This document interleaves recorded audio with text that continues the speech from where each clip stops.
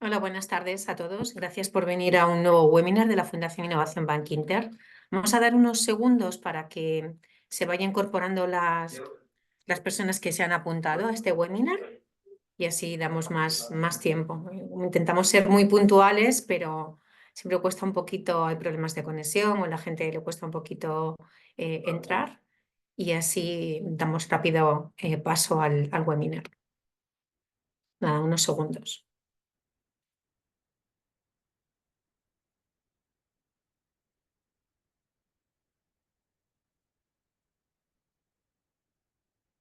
Bueno, pues vamos empezando. Como decía antes, bienvenidos a un nuevo evento online de la Fundación Innovación Bank Inter. Mi nombre es Marce, soy la responsable del think tank de la Fundación Bank Inter y tengo el honor de presentar en este seminario a Adrián. Adrián, que es fundador de Biomakers. Todo este foro viene al hilo de un foro que hicimos el año pasado sobre agricultura inteligente, el desafío de la alimentación sostenible, donde nos juntamos con cerca de 40 expertos a debatir cómo íbamos a alimentar de aquí a 2050, cuando se prevé que en 2050 tengamos 10.000 millones de personas, cómo vamos a alimentar a la población de una forma sostenible y una alimentación saludable. Entonces, Adrián, muchísimas gracias por venir al foro hace un año y también en este momento por dar esta charla con nosotros y una manera también de divulgar el trabajo que estáis haciendo en Biomakers y lo que hablábamos antes también es una manera también de concienciar que para tener una alimentación saludable tenemos que tener también una salud del suelo y tener una agricultura saludable, una agricultura regenerativa. Entonces me gustaría, antes de dar paso a Adrián, me gustaría contarnos un poco quién es Adrián. Adrián Ferrero es cofundador y CEO de Biomakers. Exploraremos con él el impacto de la agricultura en la salud del suelo y cómo podemos regenerarlo para un futuro más saludable. Con Adrián, a lo largo de los próximos minutos, abordaremos el papel esencial que juega el suelo en mantener la vida y asegurar una producción agrícola sostenible, analizando cómo las prácticas actuales afectan su vitalidad. También profundizará en cómo la tecnología puede ayudarnos a comprender mejor el estado del suelo y optimizarlo. Y también hablaremos de agricultura regenerativa, explorando estrategias que restauran la salud del suelo a través de prácticas sostenibles y reflejando la importancia de ver cómo los alimentos tienen como una fuente clave en el bienestar, un mejor suelo, mejor comida y mejor vida. Por eso os invito también a descargaros el informe que tenemos en nuestra página web y que es fiel reflejo de lo que comentamos en el foro que realizamos hace un año sobre cómo vamos a alimentar de una manera sostenible y saludable a la población en 2050, cuando seremos 10.000 millones de personas. No me quiero alargar más. Os presento a Adrián Ferrero. Él es un economista especializado en innovación. Creció en una región agrícola en España. ¿De dónde eres, Adrián? Eres del norte, ¿verdad? De La Bañeza, provincia de León. Muy bien. Y en 2012 decidiste unirte a un amigo tuyo de la infancia, Alberto Acedo, si no me equivoco, y decidiste lanzar un proyecto. En este sentido, viajaste posteriormente a Estados Unidos y en 2015 fundaste Biomakers, convirtiéndolos en la primera empresa no estadounidense en asociaros con el gigante de la biotecnología Illumina en su programa de aceleración. Desde entonces, Biomakers ha recibido numerosos premios de todo el mundo y ha traído más de 28 millones de dólares de inversión para Biomakers. Creo que no me he equivocado en alguna de las cosas que he comentado sobre vosotros. Adrián, ¿qué nos Impecable. puedes contar de Biomakers? Antes de lanzarnos a- a que nos cuentes en detalle cómo podemos regenerar la agricultura y regenerar el suelo para tener una mejor salud y una mejor alimentación. Cuéntanos, cuéntanos un poquito de ti, Andrés, cómo llegaste a montar Biomakers y por qué. Bueno, pues la historia la verdad es que es bastante bonita porque como bien comentabas, Alberto y yo nos conocemos desde que éramos pequeños, hacíamos judo juntos en La Bañeza y los caminos profesionales nos llevaron por distintas derivadas. Él se convirtió en investigador en el ámbito genómico y yo en especialista en financiación de la innovación. En una conversación que tuvimos, pues decidimos un poco poner en marcha nuestro primer proyecto empresarial, que fue el primer centro de diagnóstico genético especializado en una tecnología que se llama secuenciación masiva de ADN en España para enfermedades humanas, ¿no? Principalmente cáncer hereditario. Esta empresa, la verdad es que nos fue bastante bien. Tuvimos bueno, la genial idea de aplicar esta tecnología para ayudar a los médicos a prescribir mejores tratamientos para sus pacientes. La vendimos en 2014 y decidimos reinvertir todo lo que sacamos en Beyond Makers. Además, ya un poco buscando ese impacto global, ese impacto ambicioso y buscando ayudar a la agricultura a evolucionar a mejor. Muy bien, muy bien. Pues te voy a dejar solo ante el peligro para que nos cuentes cuál es vuestra visión de la agricultura regenerativa y cómo podemos potenciar esa salud del suelo. Muchísimas gracias.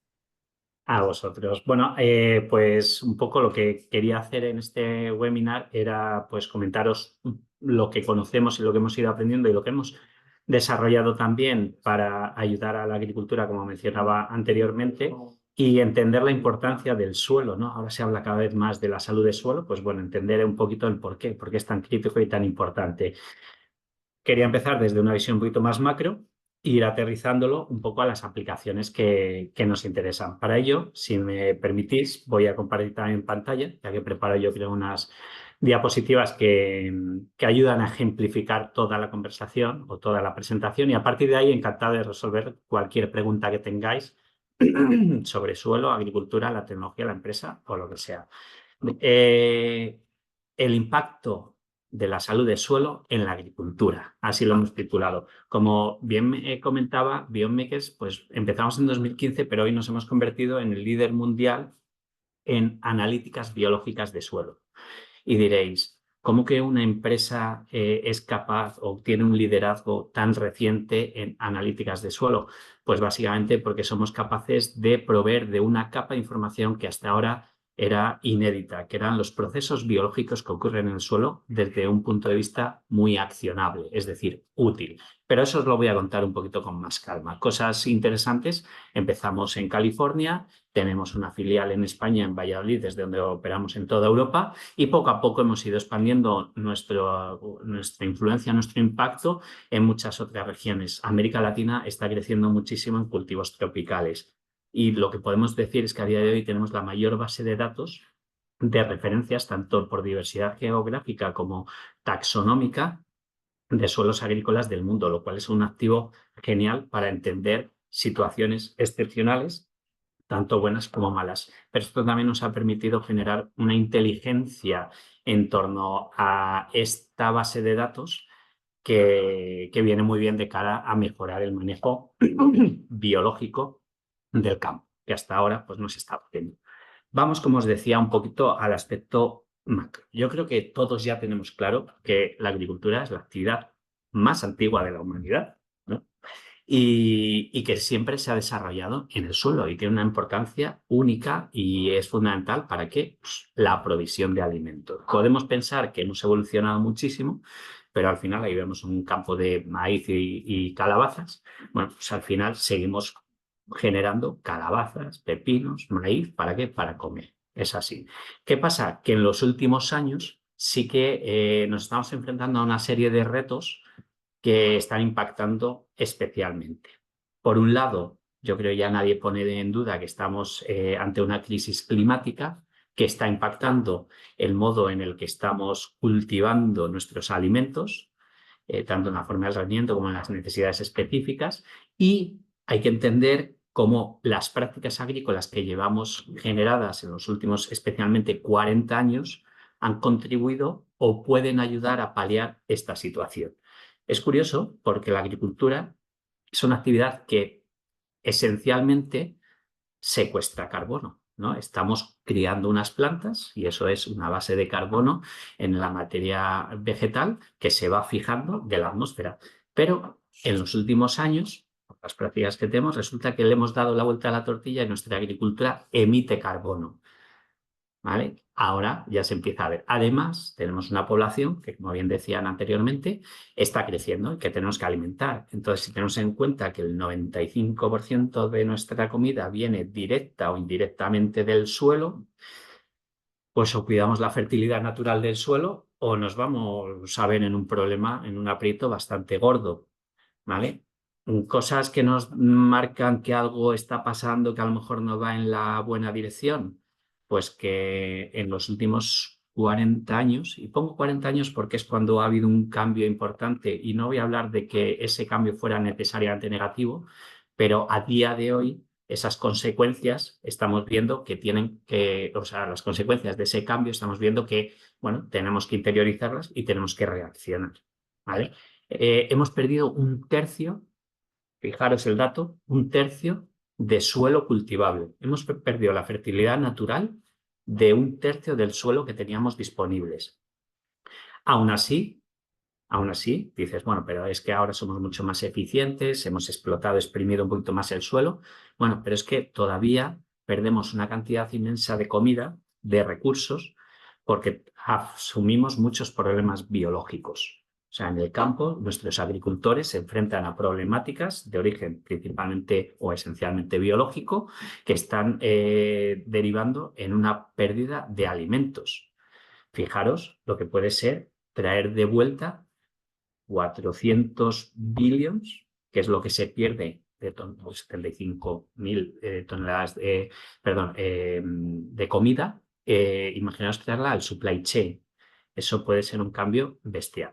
Bueno, ¿qué otros problemas estamos encontrando, estamos viendo? Retos, vamos a llamar retos, que suena un poquito mejor. Ya hemos hablado del cambio climático, vamos a hablar de escasez de agua o limitaciones en determinadas zonas del planeta en escasez de agua, porque claro, ahora que conocemos más los cultivos tropicales, por ejemplo, nos damos cuenta que ellos el problema en muchas zonas del mundo que tienen, en Centroamérica, por ejemplo, es el exceso de agua, que no pasa sobre todo en la franja norte del planeta, donde es justamente lo contrario. La calidad, la fertilidad natural del suelo ha caído. Entonces, ¿qué quiere decir? Que tenemos que hacer un esfuerzo mayor en que ese suelo sea productivo a través de aplicaciones en campo. Claro, eso se puede revertir. Y luego el acceso a la tierra cultivable. Ya veis que los problemas al final son recurrentes y son esencialmente los mismos. Hoy se habla mucho de qué, de agricultura regenerativa, ¿verdad? ¿Y qué es la agricultura regenerativa? Pues bueno, la agricultura regenerativa es una forma de plantear la agricultura donde preservamos los recursos o los activos que nos habilitan esa agricultura. Y para eso hay que, pues básicamente, recuperar prácticas que sabíamos que eran buenas en origen y, eso sí, esencialmente productivas. ¿Cuáles son? Bueno, antes, el que no conozca mucho y tenga interés, yo siempre nombro, bueno, me encanta y además la gente que está detrás son muy buenos.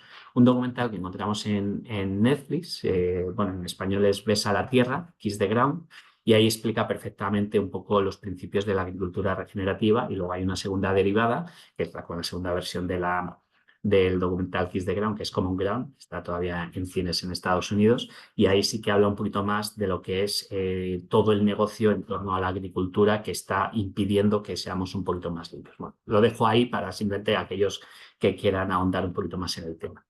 ¿Cuáles son los principios de la agricultura regenerativa? Pues, por ejemplo, uno de ellos es que tenemos un enfoque holístico, es decir, no vemos a la planta como un ente aislado que nos da una producción. ¿Vale? Hay que verla en un contexto de un entorno, de unas condiciones ambientales, de unas prácticas culturales, ¿vale? Un poquito cómo esa planta, para que sea productiva, tiene que gestionarse de una manera. Concepto holístico a lo mejor tiene una connotación un poquito más filosófica, vamos a decirlo, pero bueno, al final el concepto es, o el principio es que tenemos que tener en cuenta todo lo que está impactando en la planta y no simplemente, oye, yo pongo una semilla y esa semilla va a funcionar, o no va a funcionar en función de. La gente que busca agricultura regenerativa, pongo ahí data geeks, porque están obsesionados con monitorizar todo lo que pasa en el campo, recibir datos, el traquear sensores y demás, ¿vale? O sea, no entendamos la agricultura regenerativa como un movimiento, me voy a permitir la licencia de decir, de hippies, ¿no? Sino que es un enfoque muy serio y muy pragmático. ¿Por qué? Porque están obsesionados con la rentabilidad. Esto es uno de los principios importantes. La explotación agrícola tiene que ser rentable para el que la explota, es decir, para el agricultor, ¿vale? Y si vemos, depende qué cultivos, depende qué zonas, esto no se da siempre. De hecho, sí que vemos que la rentabilidad de las explotaciones agrícolas o lo que es más directamente la renta de los agricultores va cayendo progresivamente y curiosamente los rendimientos de campo van subiendo. Entonces, algo no está bien ajustado ahí. Y el último concepto es que todo se mueve en torno al suelo. El suelo es la matriz a partir de la cual las plantas pueden desarrollarse y generar estas producciones y esta comida riquísima que necesitamos. Bueno, estos son un poco los principios. ¿Y qué es lo que dice un poquito más allá si nos ponemos en sentido práctico? Pues lo que decía, el contexto es importante. Hagamos la mínima intervención posible porque menos intervención es menos dinero, entendiendo en gasolina del tractor, tiempo en el tractor y demás. Mezclemos cultivos. Parece ser que una planta aislada, y eso lo podemos ver como humanos, ¿no? Si nos ponemos en un entorno totalmente aislado, funcionamos o somos menos productivos que si convivimos en un entorno social donde alguien nos da de comer y nos permite trabajar. Vamos a decirlo un poquito así, ¿verdad? O concentrarnos en el trabajo que tenemos que hacer. Las cubiertas vegetales son críticas, ¿vale? Es uno de los principios, no dejemos el suelo descubierto porque se calienta, se erosiona, pierde fertilidad. Y bueno, pues todo lo que es la integración de la ganadería, de meter ahí, pues bueno, también porque, por ejemplo, se practica mucho la suelta de pollos en determinados campos que no se comen del cultivo principal, pero que sí son muy selectivos en lo que se comen y que beneficia el desarrollo de las plantas. Bueno, pues estos son un poco los principios y una cosa que es muy interesante es que no pensamos en la agricultura regenerativa como una etiqueta, ¿vale? En contraste con lo que puede ser la agricultura ecológica, que sí que tiene definido qué hace falta para ser ecológico. Aquí es más una forma de enfocar la agricultura y es curioso, nosotros entre nuestros clientes tenemos agricultores que no se llaman regenerativos, pero cuando miramos cómo está su suelo, resulta que es que está muy activo y es un suelo muy sólido, muy resiliente, básicamente equivalente a otro. O sea, no es tanto cómo te catalogas, sino qué es lo que haces en el campo para no perder la fertilidad natural del suelo. Este concepto para mí es muy importante, está muy vinculado a la salud del suelo, ¿vale? A la fertilidad natural del suelo y para potenciar los rendimientos del campo. O sea, al final es un poco lo que se busca, pues eso, la rentabilidad de la explotación agrícola. Vamos un poco a la parte suelo. Suelo, decimos, es que el planeta Tierra tiene mucho suelo, ¿no? 13.000 millones de hectáreas, de los cuales 1,6 mil millones de hectáreas, o 1,6 billones, esto está en billions americanos, se dedican al cultivo de plantas, o plant growing activities. Bueno, esto supone muy poquito, muy poquita parte. Y acordaros lo que había dicho, que hemos perdido un tercio.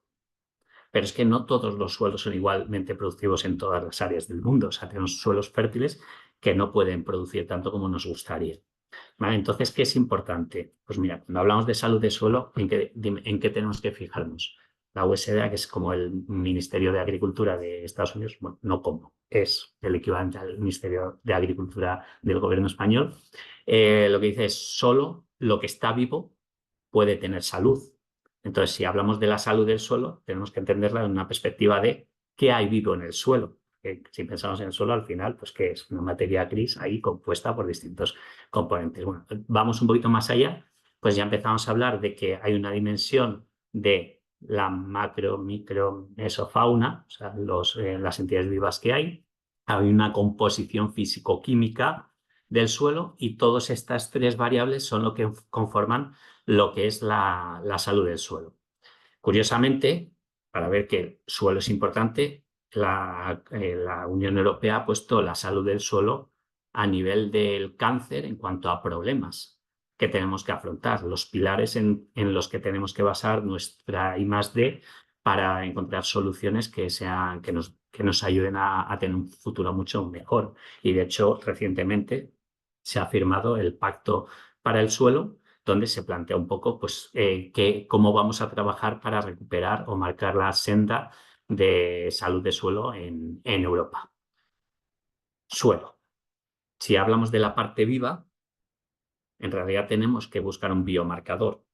Y cuando hablas de un biomarcador es un elemento dentro de este ecosistema que nos dé información suficiente para entender qué está pasando en ese suelo, cómo de vivo está, cómo está funcionando. Y esto es lo que nosotros llamamos el microbioma. Todos los microorganismos que habitan en el suelo, curiosamente el suelo es el entorno más biodiverso que encontramos en la naturaleza a nivel de microorganismos.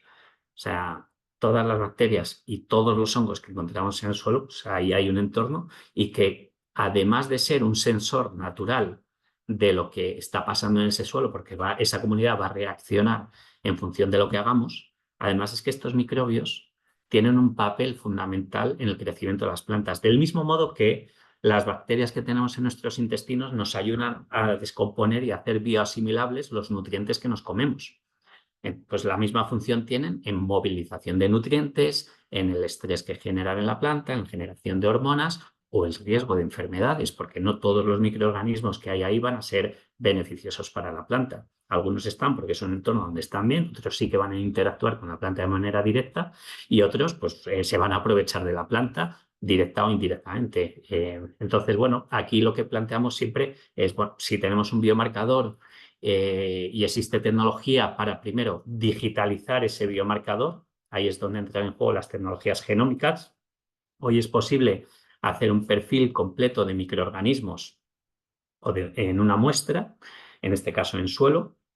¿Qué quiere decir un perfil completo? Identificar a todos los microorganismos, todas las bacterias y todos los hongos, a través de su ADN. Y esto es posible. Y lo que generamos o lo que se generan ahí es una serie de datos, se digitaliza la biología del suelo y claro, esto hay que transformarlo en datos que un agrónomo o un agricultor pues pueda manejar de cara a qué, a tomar decisiones. Claro, cuando esto empezamos a hacerlo, la verdad es que ahí nos dimos cuenta que las funciones o como llamamos los servicios ecológicos que presta ese suelo eran interesantes, pero son muchos. Entonces habría que agruparlos de distintas formas. ¿Vale? Y esto iba a permitir a estos agrónomos a guiar las prácticas que se hacen en campo y qué funciona mejor o qué funciona peor en un campo o en otro. Y a medida que vamos acumulando esto, pues imaginaos ahora con la revolución de los sistemas de inteligencia artificial, cómo podemos empezar a predecir o anticipar qué va a funcionar o qué no va a funcionar tan bien. Esto quiere decir que, hombre, ya vamos avanzando hacia lo que en inglés se dice un data-driven recommendation, o sea, una recomendación dirigida por datos, donde al final va a haber el médico del campo, el agrónomo, que va a tomar la decisión o le va a ayudar, o el propio agricultor que decide llevar a cabo esa práctica o no, pero ya de todas las opciones que hay se empiezan a limitar. Pero hay una dimensión que cuando hablamos, esto es lo que en nuestro caso, y aquí hago un poco el paréntesis de Biomakers, llamamos la tecnología micro, ¿vale? Que es pues, todos esos índices funcionales junto con toda la presentación de resultados en mapas, generación de mapas de necesidades y demás. Pero hay una aplicación que a nosotros nos emociona especialmente porque además nos permite cualificar ese suelo desde el punto de vista de su biodiversidad. Y cuando esto le empiezas a dar un valor de utilidad social, lo que te das cuenta es que puedes medir la intervención humana que ha habido en un campo, el nivel de intervención o de perturbación ecológica que ha habido, o de perturbación, no, el título del paper donde demostramos esta tecnología y la validamos a través de la comunidad científica, la influencia humana en el suelo, ¿no? El nivel de influencia. Y aquí ponemos, esta imagen está recogida directamente en el paper que está publicado por la revista de microbiología American Society for Microbiology. Presentamos pues, 3 situaciones reales donde un manejo convencional, un manejo ecológico y un manejo biodinámico en determinados cultivos como el viñedo, pues son, bueno, pues como lo que podría ser el equivalente a unas prácticas mucho más regenerativas, ¿vale? Pero llevadas al extremo, donde prácticamente no hay intervención humana a lo largo de la campaña. Entonces, en un manejo convencional vemos que cada puntito corresponde a un grupo de microorganismos y la definición de colores son las funciones que desarrollan. Ahí vemos que hay como bueno, más o menos 3 grupos claramente diferenciados, ¿no? Y hay una especialización que decimos de esa comunidad. ¿vale? Cuando nos vamos a un manejo un poquito más ecológico, vemos que ya los microorganismos ya hacen más cosas, están menos especializados y la distancia entre los puntos indica la dependencia de unos a otros. Es decir, cuando más juntos están, dependen menos. Cuanto más lejos están, pues esto se mide a través de una metodología que se llama propiedades de redes, que es la que aplican los bancos para medir el riesgo crediticio, o Facebook para saber que a mí me gusta la bici porque tengo 5 amigos que se han comprado una bici y que además publican fotos y, ¿no? Entonces esa parte de la inteligencia de redes mides la concurrencia, coexclusión, coexistencia, bueno, distintos parámetros y lo que nos dan es estos resultados, estas representaciones. Y en el entorno biodinámico, ahí vemos que todos hacen de todo. No hay una especialización clara y demás. ¿Qué quiere decir esto? Vamos a verlo un poquito en términos agrícolas. Si yo saco un microorganismo del suelo convencional, pues la comunidad se tambalea porque hay mucha especialización. Y entonces se rompen nodos de conexión y ese ecosistema puede dejar de funcionar bien. Esto pasa cuando somos muy agresivos en las prácticas agrícolas y pues el concepto de la resiliencia del suelo. Ahí es donde, bueno, viene un problema, pues el propio suelo no puede ponderar ese problema. En un entorno ecológico eso ya cambia y en un biodinámico pues hay un problema ambiental o del tipo que sea, ahí no pasa nada, el propio ecosistema lo absorbe de una manera natural.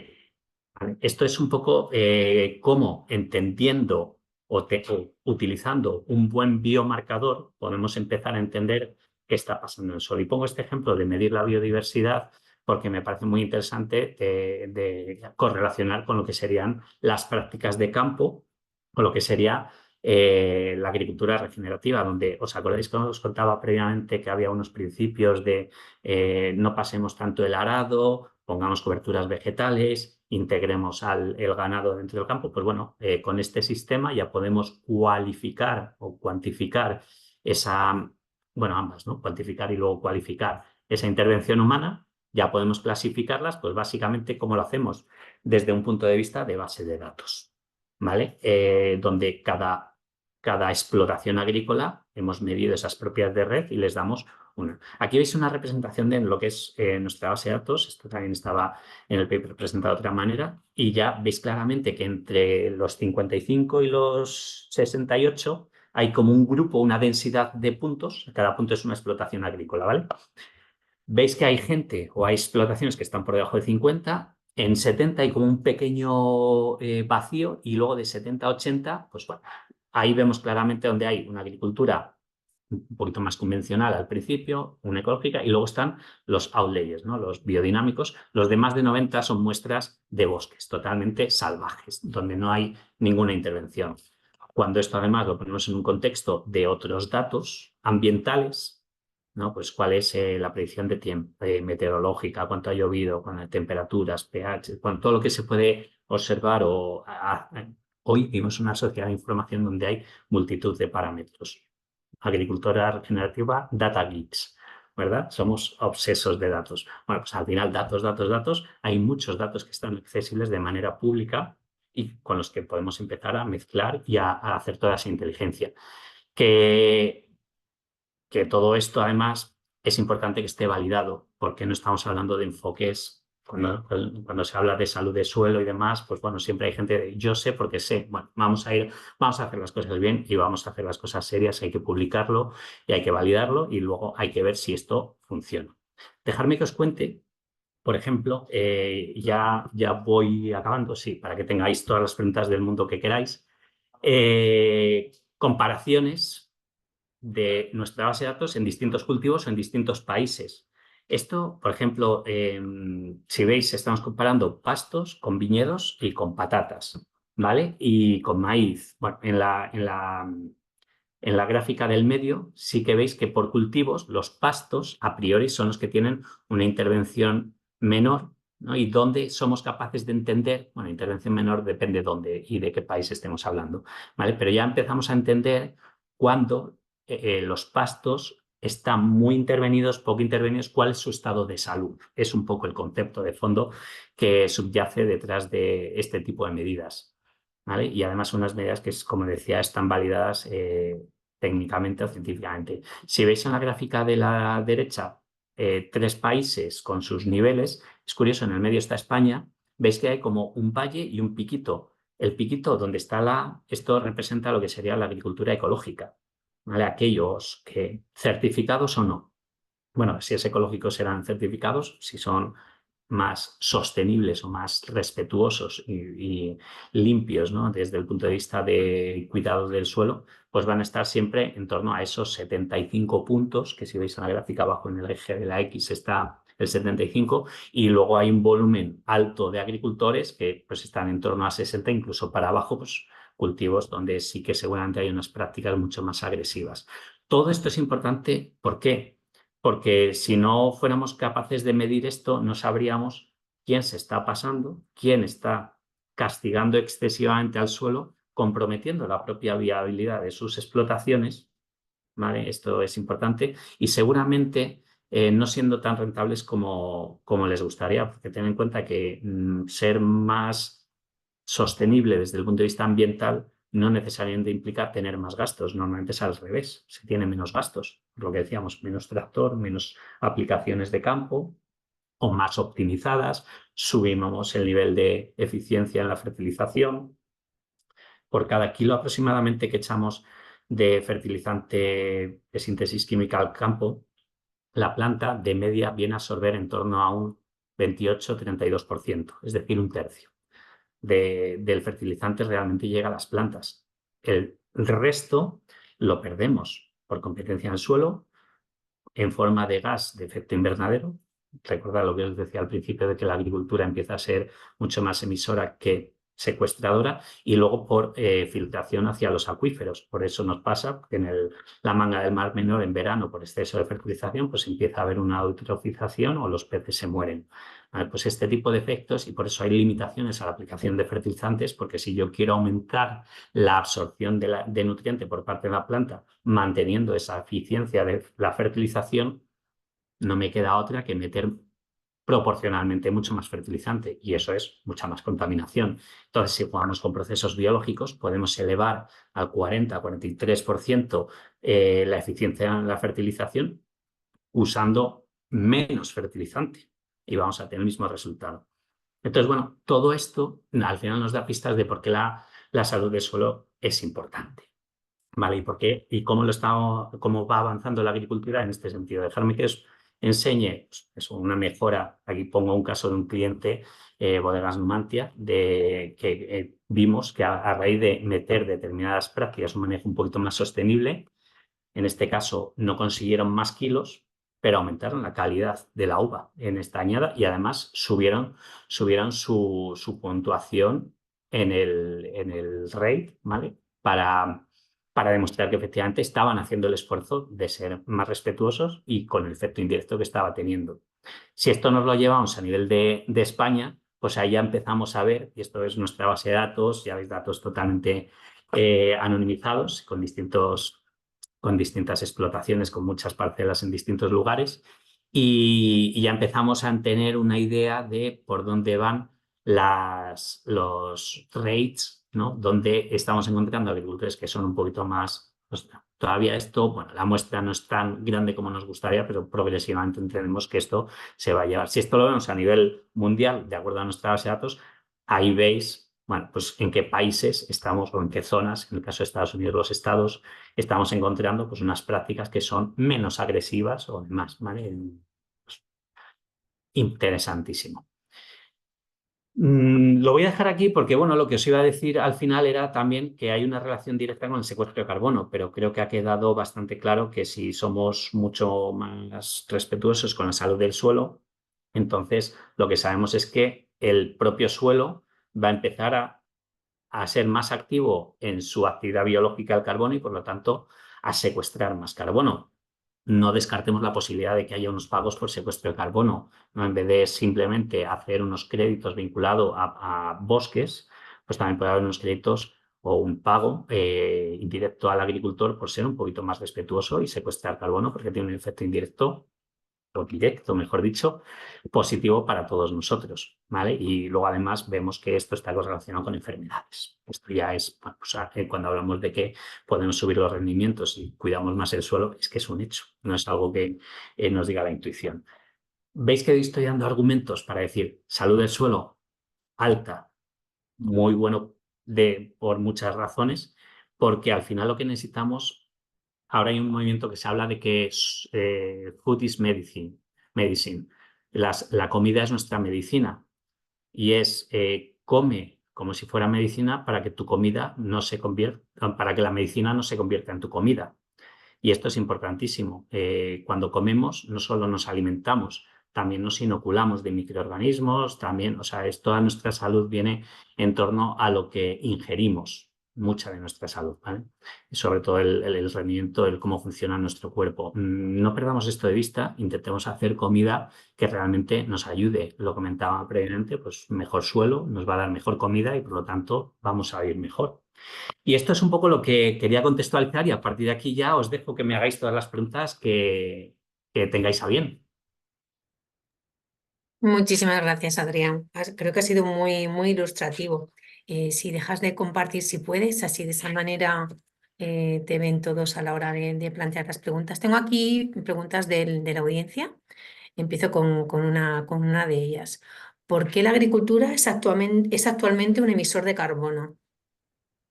Comentaba que hace 40 años hubo un cambio y básicamente la introducción, bueno, hubo varias innovaciones llevaron al uso progresivamente masivo de fertilización química. Veníamos de una agricultura muy, sobre todo, bueno, no solo en España, a nivel mundial, muy artesanal, muy rural, no rural en sentido de localización, sino en el tipo de práctica, donde el abono era la principal fuente de fertilización y aparecen los fertilizantes nitrogenados o de síntesis química.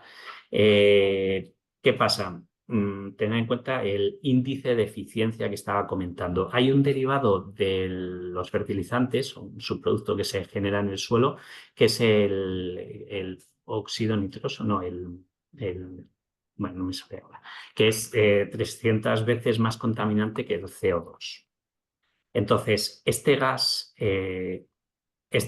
que se genera a través del exceso o el mal uso del fertilizante nitrogenado hace que, claro, se rompa el balance de secuestro de carbono en el campo. Ya la planta, todo el carbono que genera o todo el carbono que se fija, de repente esa actividad desaparece, la planta se mantiene, pero sobre todo sale del suelo más que del ambiente por saturación. El ciclo del carbono es bidireccional, o sea, es un ciclo. Entra y sale carbono al suelo, pero hay una actividad de fijación a medio y largo plazo en el suelo, que es lo que queremos que pase para que haya esa actividad secuestradora. Claro, si esto lo hemos ampliado y lo hemos dejado progresar más y más y más, pues eso es lo que hace que la agricultura haya dejado de ser la introducción de maquinaria, ¿no? Haya dejado de ser eminentemente secuestradora de carbono a pasar a ser emisora de carbono. Es decir, ya no solo no contribuye a paliar el exceso del uso de combustibles fósiles en otras industrias, sino que además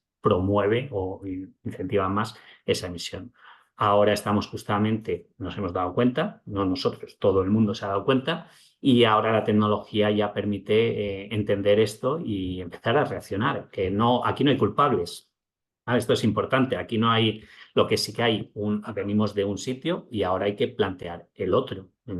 Si vemos históricamente las innovaciones, la innovación química nos ha dado a nivel de calidad de vida a la humanidad, no solo en campo, en todos los ámbitos de la vida, grandes, bueno, revoluciones, grandes mejoras. Pero hoy estamos en la era de la biotecnología. Entonces ya nos toca combinar eso que hemos aprendido. La fertilización química ha subido los rendimientos en campo de manera tremenda. Oye, ¿tenemos que quitarlo? No, pero a lo mejor hay que empezar a ajustar y complementar esto con unas aplicaciones biológicas. Hay una nueva generación de soluciones en campo, bioestimulantes, biopesticidas, los prebióticos y probióticos del campo. ¿Vale? Pues toda esta nueva generación de soluciones tiene que combinarse con las soluciones que venimos usando hasta ahora para ser mejores. Si utilizáramos la inteligencia artificial, el IoT y la robótica Y vuestras tecnologías de microbioma del suelo, ¿crees que podríamos llegar a la creación de sistemas agrícolas completamente autónomos y regenerativos? Puesto, los que estamos en el mundo de la innovación no vemos limitación ninguna en ningún ámbito. Bueno, distinto es cuánto tardemos. Bueno, hace 3 meses estaba en San Francisco en un coche autónomo que funcionaba pues parecido a Cabify o a Uber, ¿no? La pedías, venía, te montabas y te llevaba. O Con sea Waymo. que, Waymo, exactamente. Y la verdad es que fue una experiencia, primero era raro, pero luego fue muy satisfactoria y muy curiosa de vivir. Bueno, pues yo entiendo que sí, que podemos. De hecho, lo que estamos trabajando con algunas empresas del mundo de la maquinaria, porque es verdad que todo lo que es la robotización y demás, la agricultura de precisión, lo que son aplicaciones específicas, eso está muy trabajado, bueno, con las limitaciones legales que pueda tener hasta que nos dé fiabilidad el tractor, que ya directamente, pues ¿para qué vamos a hacer pasar horas en el tractor cuando va, viene, va, viene, va, viene para cubrir un terreno? Lo que nos decían es, nosotros podemos aplicar de manera súper precisa, pero no sabemos qué aplicar, porque no existía ningún sistema que fuera capaz de esto. Nosotros hemos tenido la suerte de trabajar por un lado con los agricultores de muchas partes del mundo para entender cómo están los suelos, hacer ese diagnóstico, y por otro lado hemos trabajado con las empresas que desarrollan las soluciones de campo de todo tipo para entender qué efecto están teniendo en la salud del suelo, o sea, cómo impactan en los distintos procesos biológicos del suelo.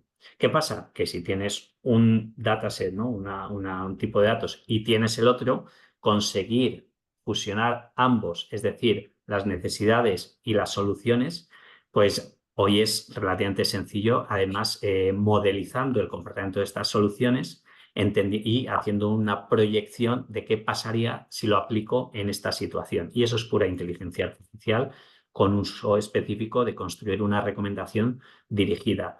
Ahora mismo hemos lanzado, y de hecho es que lo hemos sacado este año, un producto que ya incorpora unas recomendaciones generadas, y es curioso porque esto lo tenemos ahí un poco todavía en modo experimental. Hay zonas de Estados Unidos de maíz, que es el cultivo que más trabajamos, donde sin una muestra específica de suelo somos capaces o sabemos, por todos los datos ambientales que recogemos y las características de una localización determinada, somos capaces de generar una situación, o sea, de estimar las funciones biológicas que están pasando ahí. Y hemos validado que esa predicción, esa generación es buena, o sea, solo por coordenadas. Entonces, sí, se va a mover progresivamente, va a haber mucho avance. Obviamente, tenemos que estar los humanos supervisando en esta primera etapa de la introducción sí o sí, pero con el tiempo y en determinadas explotaciones y en determinadas zonas del mundo, sin duda. Además que el propio sistema lo va a hacer para combinar el rendimiento y sostenibilidad, porque no va a comprometer la propia viabilidad o existencia de la explotación. Ujú. Vale. Tengo aquí un par de preguntas más. Nos piden si nos puedes poner un ejemplo de la actuación de la agricultura regenerativa. Algo sencillo que se pueda realizar de una forma simple. Bueno, por ejemplo, esto cuando yo lo cuento en mi entorno de León, donde bueno, hay mucha remolacha, mucha patata, mucho maíz, digo, ¿por qué volteáis? ¿Por qué haráis? ¿Por qué volteáis el suelo? No, no hay que oxigenar. Digo, ya, esto era algo que a mí me decía mi abuelo, pero ahora que ya tenemos datos nos damos cuenta que no es necesario oxigenar, porque lo que rompes es toda la estructura del suelo. Cuando vamos al campo y lo primero que hacemos es, bueno, es post cosecha, ¿vale? Preparamos el terreno, en realidad lo que estamos intentando hacer es resetear la biología del suelo. Y entonces ponemos una semilla y tenemos que restaurar la biología del suelo para que esos procesos, o sea, al final, si no está habiendo una interacción de esa semilla con un entorno, pues la semilla no tendría el incentivo de crecer o no de esa manera. Entonces, una práctica regenerativa sencilla es valorar si realmente necesitamos voltear y tener el suelo desnudo, tener siempre unas coberturas vegetales, tener, pues depende del tipo de cultivo y, por ejemplo, una de las réplicas que oímos constantemente es, no, pero es que hay competencia. Bueno, depende cómo elijas esa combinación de cultivos de cobertura, es que el propio cultivo te está alimentando a tus plantas, porque tiene un ciclo de vida muy corto, se va a morir y esa materia orgánica va a alimentar a la planta principal. Entonces, coberturas vegetales es una de esas prácticas regenerativas fáciles. Considerar la posibilidad de no pasar el arado y tener siempre una cobertura. Incluso hay unos nuevos dispositivos que lo que son, en vez de un arado, es un disco que lo que hace es enterrar los restos de la cosecha en el suelo y el propio suelo degrada esto y lo transforma en nutrientes. Dos prácticas sencillitas que además en zonas de calor, si nos vamos un poquito más al sur de España, claro, yo tengo el contexto más de León, pero si nos vamos a campos de olivar, ese suelo, cómo están los... A mí me da una perica cada vez que paso por la zona de Jaén, Granada, Córdoba y ves allí, pues eso, extensiones con los olivos allí plantados y que no hay una hierba, que parece que es bueno. Bueno, pues ese tipo de cosas, a lo mejor tener hierba. La dehesa, es curioso porque la dehesa se ha catalogado como una de las explotaciones agrícolas más interesantes a nivel mundial por su capacidad de secuestro de carbono y por la rentabilidad que tiene, ¿no? Pero ahí porque metes al ganado, que es el que se alimenta, más luego el alcornoque, bueno, tiene muchas derivadas. O sea que sí, tener suelo siempre cubierto es una de básica de la agricultura regenerativa. Hablando de la cobertura vegetal, nos preguntan si es mejor, si les puedes recomendar cuál es la mejor para huerto y para olivo, para una persona que es principiante. Ay, ahí me pilláis. No, no sabría decir, porque claro, ahí hay mucha casuística, pero no podría decir. Seguro que hay mucha literatura en este sentido, tanto para una como para otra. Lo que sí que se dice, yo cuando estoy en foros y escucho, yo no soy agrónomo, entonces para eso tenemos nuestro equipo que ayuda. Tenemos mucha información en abierto y aquellos que tengan interés, hay un programa formativo que se llama BCAS, Biological Certified Advisors, está en español también y al final del curso, que es gratuito y nos encanta compartir información porque al final entre todos aprendemos y de eso se trata. Entonces, ahí pueden ver casos que hacen otros, que les ha funcionado y combinaciones. Mm. Yo creo que es la manera más sencilla. Sí. Mm. Volvimos hace 6 meses, estuvimos en el foro, hablamos sobre el futuro del agua y ahí la agricultura es el gran consumidor a nivel mundial del agua dulce. A nivel mundial se está hablando en torno al 70% del agua dulce se destina a la agricultura y en España estamos hablando del 80%. En un país como España, con ese índice tan alto del uso del agua, eh, desde el punto de vista de la agricultura regenerativa, ¿puede tener un impacto en hacer un menor uso del agua? Pregunto desde mi desconocimiento. Sí, de hecho, fue muy interesante. La respuesta sin duda es sí. Nosotros directamente no damos una recomendación, pero sí que hemos visto una vinculación entre eficiencia hídrica y cultivos, ¿no? Y sobre todo cuando tú comparas distintas situaciones. Hablamos del caso de los olivos y es curioso porque, claro, uno de los problemas que tienen es bueno, pérdida de suelo, erosión, lo que es la evaporación evapotranspiración, de eso, hay mucha pérdida de agua. En cuanto tú pones una cobertura vegetal, el suelo está mucho más fresco, está mucho más estructurado, retiene agua de una manera mucho más eficiente y la temperatura le afecta menos. Entonces sí que hay, además hay bastantes estudios que hablan en este sentido de que hay una vinculación directa entre el uso eficiente del agua Ujú. y determinadas prácticas de la agricultura regenerativa, que de nuevo, la agricultura regenerativa al final pues no es una receta cerrada,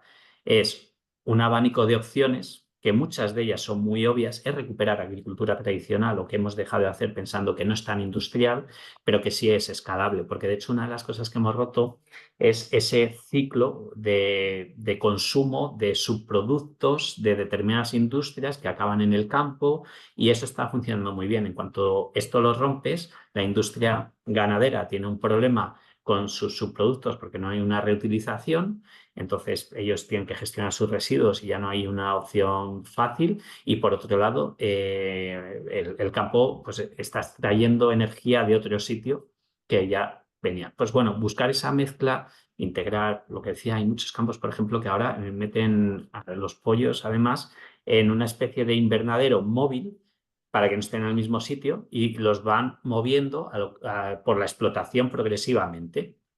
Y tiene un efecto muy positivo porque hace una aireación muy dirigida, siempre con esa cobertura y demás.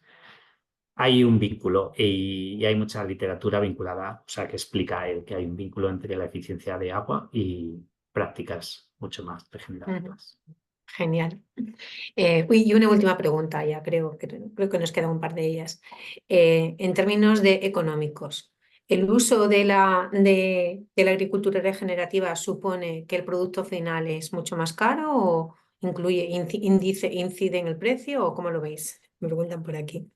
Sí, esta es una gran pregunta porque todavía, a nivel de mercado es curioso que la agricultura ecológica sí que lo tiene.